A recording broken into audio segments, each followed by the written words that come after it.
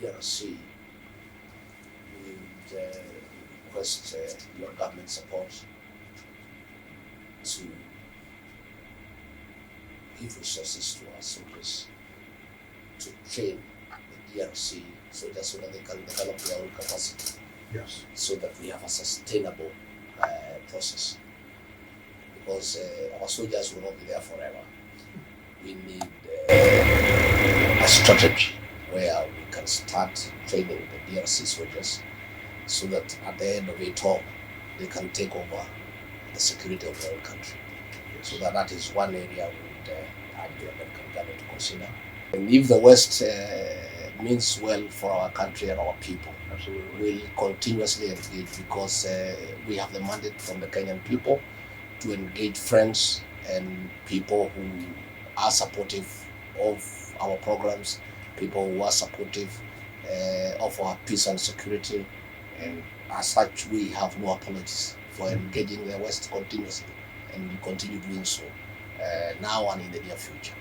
So I really want to thank you for getting time to come and message us. Thank you.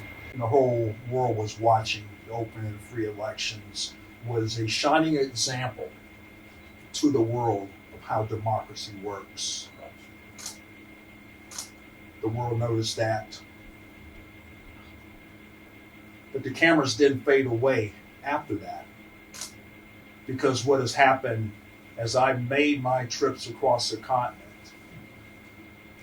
as I've seen some of the things that are going on in the DRC, the challenges there. And then when the Special Envoy Hamer contacted me and said, hey, we have a anchor country that wants to really be involved in the peace process in Ethiopia. Please get the key players down to South Africa to do that. And the pivotal country that he was speaking of was Kenya, affecting a ceasefire and a way ahead for peace and security in that region. And then the DRC. I was in Angola last week for the Marine Corps birthday. Who were the regional leaders, even as Angolan are involved, but the lead of that within the DRC was Kenya. That's the story I need to have into my narrative. That needs to be the story as we go into the Africa Leaders Summit.